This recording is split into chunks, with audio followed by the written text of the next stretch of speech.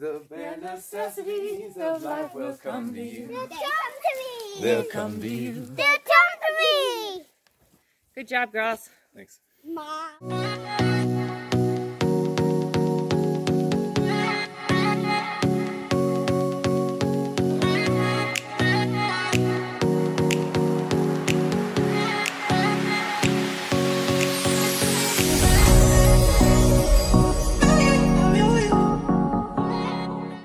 Hello friends and welcome to another episode of Ontario Permaculture. I'm Bryce Murph'Ariens. And I'm Misty Murph'Ariens. Today we're going to talk about the bare necessities, how food forests and foraging can help fill out the family's home economy. We're also going to talk about how to extend grocery store items on a shoestring budget and how to get started with gardening even if you don't know anything about it. This is one of the things that I really love about permaculture is its zero cost input necessity. The fact that you can start permaculture for no money, no inputs, and you can continue it going forever and eventually become self-regenerating and self-supporting, so you don't even really need inputs at a certain point. But when you're first getting started, it can be a little daunting as to where to begin and what exactly to do to start. Some of the easiest ways we've found to go into this is to sort of review the things that you're buying at the grocery store and to have a look from a practical sense of the things that you could yourself perhaps start to grow. So you go into the grocery store and you think, well, okay, I want to produce my own food. So first of all, how much of the food that you're buying is actually produce at all? If it's processed food, then there's a shift to do there. And if you can shift to buying things that would grow in your zone from the produce section, or even start to conceive of what kind of meats might you actually raise for your own purposes and shift your diet to that, then it can give you a picture of what you might need to grow. I would suggest that everyone just start small and grow what you can grow. And what does grow in your zone. And what does grow in your zone, but not try to do, everything all at once.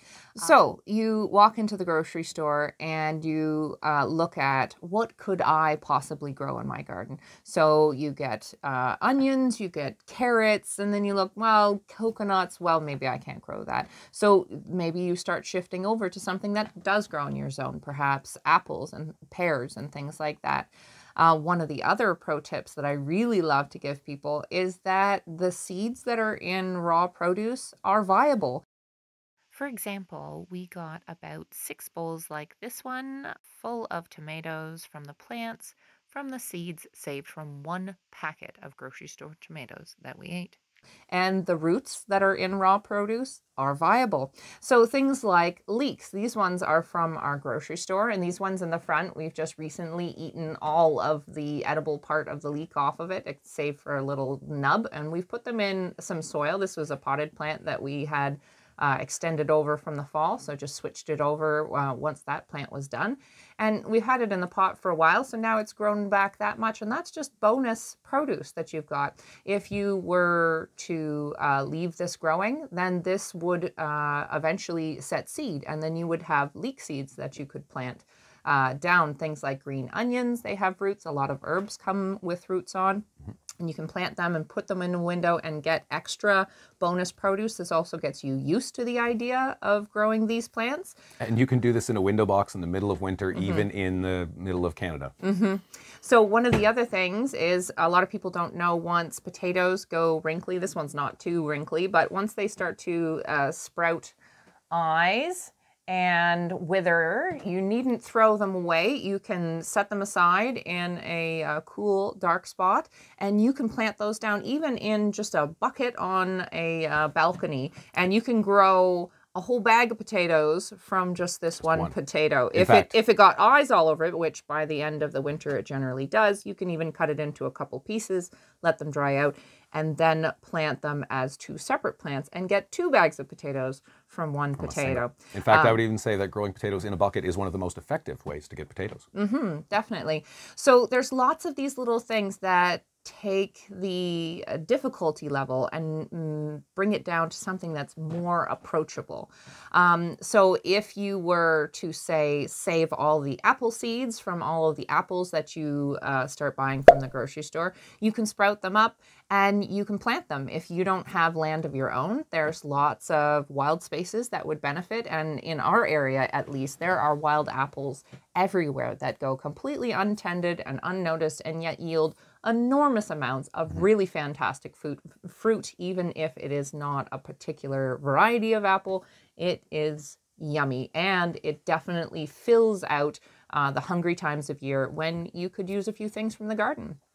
And using these small and slow solutions, we're able to go from what is essentially just a few seed sprouts to what is eventually going to be a whole food forest filled with foods that are self-regenerating, self-renewing, and essentially feed you perpetually.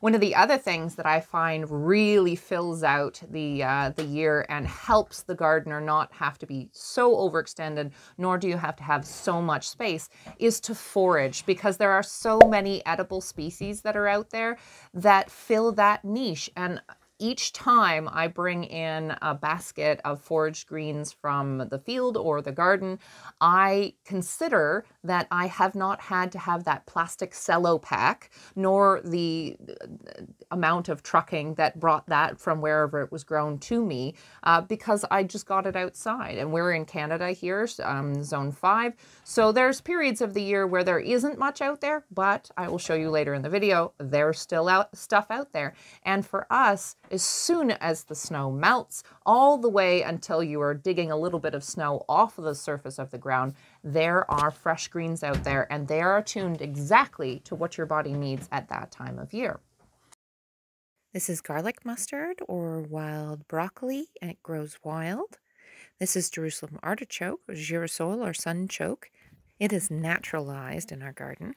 You can even hold over some of the vegetables you grew in the summertime with a little bit of recycled plastic over it to keep them fresh in the cold weather. One last thing that I'd like to get into is just the subject of sprouting vegetables. Sprouting vegetables is a fantastic way to get through the winter time with a good supply of greens. Plus, it's another way to get accustomed to growing things in your house and around your space. And once you've started sprouting, once you've gotten accustomed to eating greens, especially in the wintertime from sprouts, very, very nutrient-packed greens as well, the tendency tends to stay with you. You tend to want to eat more green things, and the nutritive value, it multiplies. So the added advantage to that is then you have some experience with actually growing these plants, and you can take the sprouts that you've begun for eating purposes and just put them into dirt. And from there you go. You have a very affordable, effective way to start a whole new garden, as well as feeding yourself through the winter. So the two go together very, very nicely. Yeah, pro tip, lots of vegetables like broccoli and kale and stuff like that are sold by sprouting seed Companies? Purveyors? Purveyors, good word. That's not the word I was looking for, but anyways, seed sprouting companies make their seeds more affordable because you're supposed to be eating lots and lots of them. So if you want to grow a huge community garden of broccoli or kale, you don't need to get those little paper packets from the hardware store. If you get a sprouting packet, you have hundreds of seeds and you can share them around with your friends, or you can eat them at various stages of sprouting. So grow way more than you need in the French intensive method that I talk about in last year's video for growing magenta spreen. And you can sprout a lot out, eat them as sprouts, and then pick away and eventually get a bigger and bigger plant that fills out to something more mature, like heads of broccoli and things like that. So this video, we're going to talk about how to go and find the bare necessities, why, and how to increase your food security at home in a very approachable and manageable way. So let's look. So what is a food forest anyways? Food forests are dynamic, naturalized, multi-storied, food-producing gardens.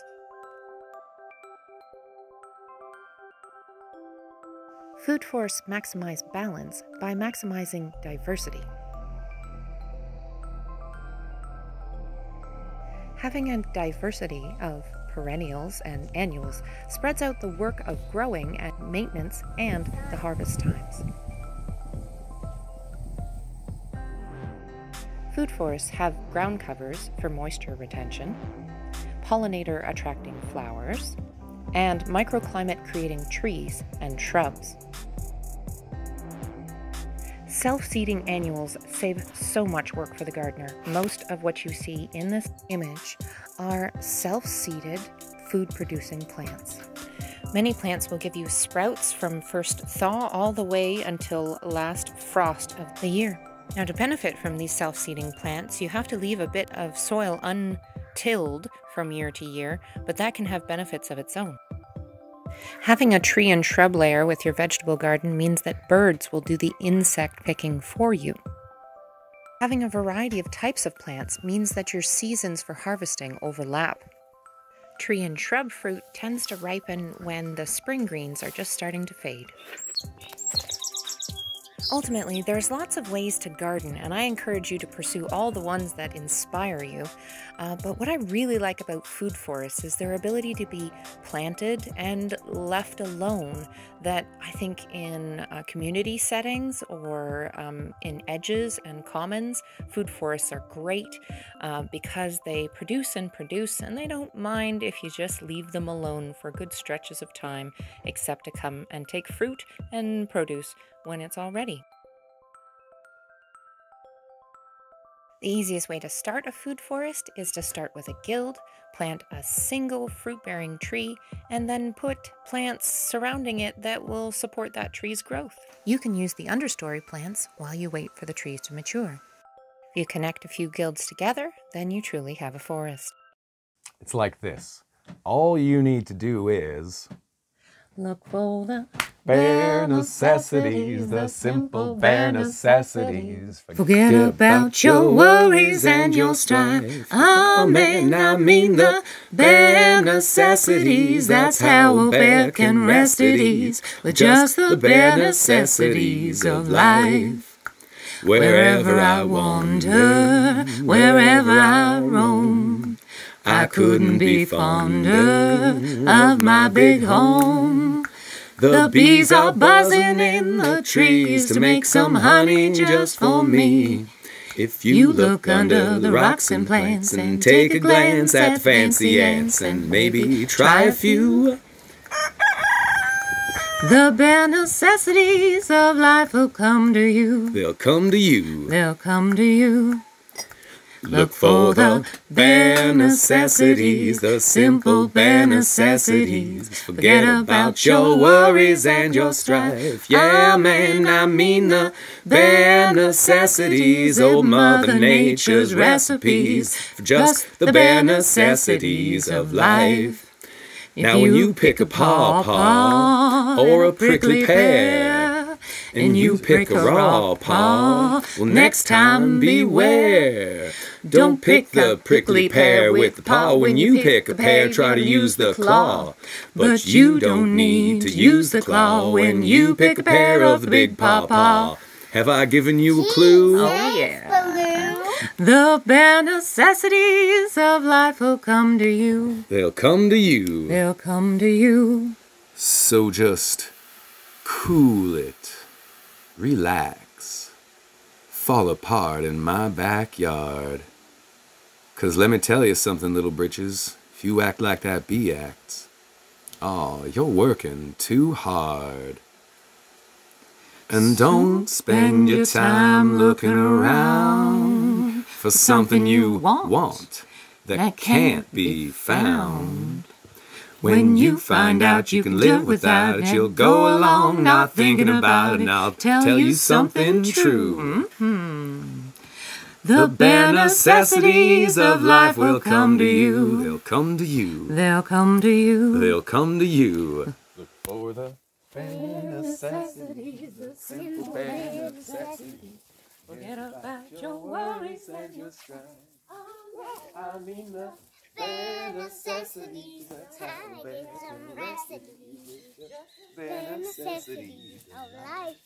The bare necessities of life will come to you. They'll come to me. They'll come to you. They'll come to me.